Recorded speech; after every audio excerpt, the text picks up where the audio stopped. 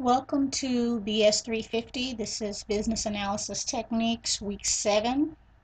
I'm your online instructor, Diana Block. And in Unit 7, we're going to be reading Chapter 8. And Chapter 8 continues our study of linear programming and goes into different types of practical applications for using linear programming. We'll look at some marketing applications, manufacturing, and even financial applications.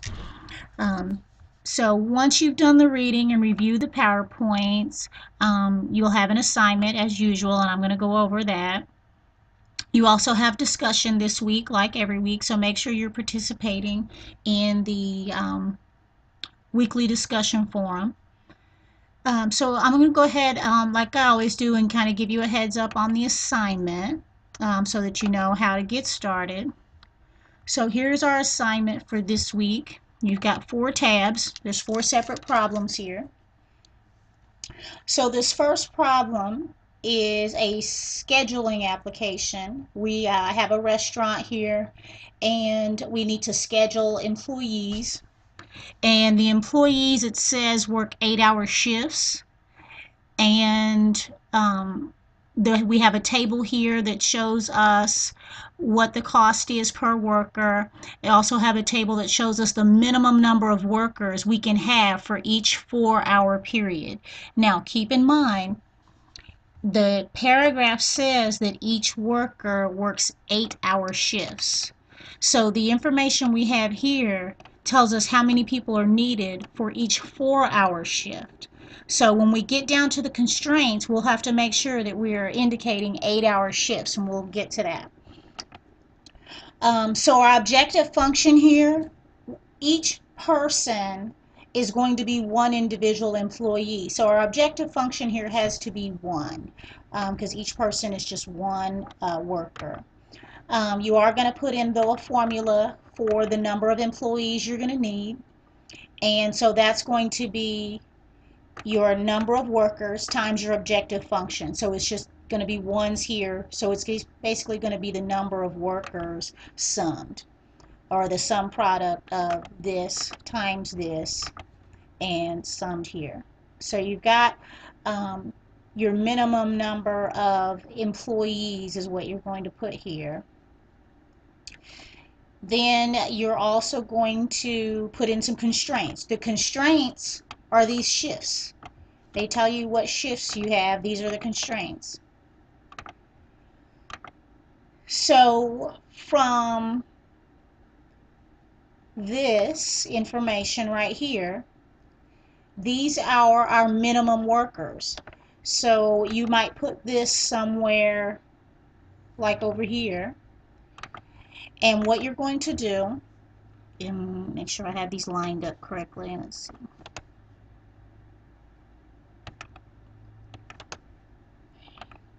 Okay, so across here we got 3 a.m. to 7 a.m. So the total of these cells has to be greater than or equal to 3. The total of the 7 a.m. to 11 a.m. has to be greater than or equal to 12, right? So we're going to have subtotaled amounts here for each shift, and these amounts here have to be greater than or equal to these amounts that were given in the data.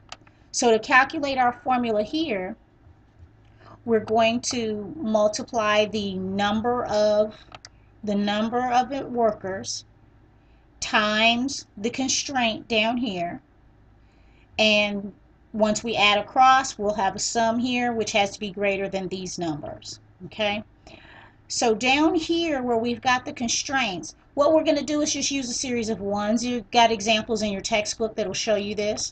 But for example, this 3 a.m. to 7 a.m., that's a 4-hour period where we could have one person. But that person, remember, works 8 hours. So we're going to have 2 ones in each row across. So we'll have a 1 here for 3 a.m. to 7 a.m.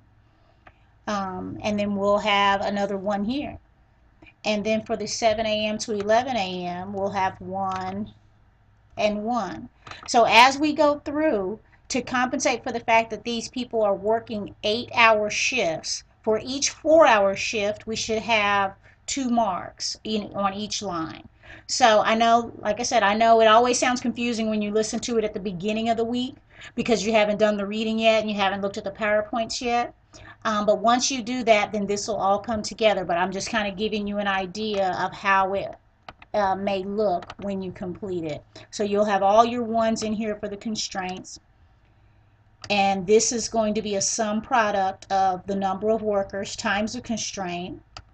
And then all of these numbers will be greater than or equal to these numbers, which we got from the table up here. So that kind of gives you an idea of how number 1 should look. On number 2, you're going to have a problem where you're figuring out how much of a specific ingredient is our optimal daily mix. So you'll read through that entire paragraph.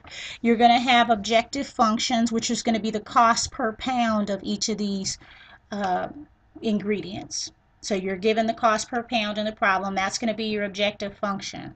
So you'll enter your formula for profit here. You've done this a few times already, so I'm believing you know how to set up the formula for profit. You're going to have constraints down here. What are the constraints? The constraints are this information given right here. These are my constraints. I have specific amounts when you read the paragraph of each of these ingredients for each of the nutrients. So you're going to put in here the constraint information that's given up above for oats and the ingredient A, for grain ingredient A, minerals ingredient A, and then also the constraints for ingredient B, C, D, and E. And then you're given the constraints of those each of those ingredients. So you'll put that down here just like we set up the other problem. We're going to set these up the same, and so you'll have a subtotal that has to be greater than or equal to these numbers which you got from here. Okay, and let's see, problem 3. Problem 3, you're going to have objective functions. This is marketing or advertising problem, similar to a problem just that the chapter walks you through in section 8.2, talking about TV spots, radio spots, billboards, and you've only got a limited budget. So in the objective function in this problem, that's going to be the reach per ad. How many people each ad can reach is going to be your objective function. So using that, you'll put in your formula for profit. Your constraints are going to be these items right here, and then some. So you've got a constraint for TV, radio, newspaper. But when you read the problem, you'll see you also have a constraint that says TV and radio.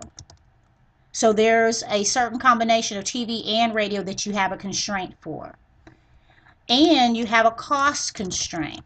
You have a total cost constraint. So when you read the article and put in your constraints, make sure you have all of those. And then I even missed one. Billboards is in there too. Billboards, newspaper, TV, and radio. Billboards and newspaper is another constraint that you'll have, and cost. So you're going to have all of these constraints. So once you read through the problem, make sure you've got constraints for all of these. So you're going to fill this information in as far as the constraints. You'll have over here the constraint itself, what the totals have to be greater than or equal to, or greater than or less than. Some of these items will be greater than or equal to, some will be less than or equal to. So you'll fill in all your constraints there. Then the last problem, Similar to the others, it's a financial application, which you also have an example of a financial application in your textbook.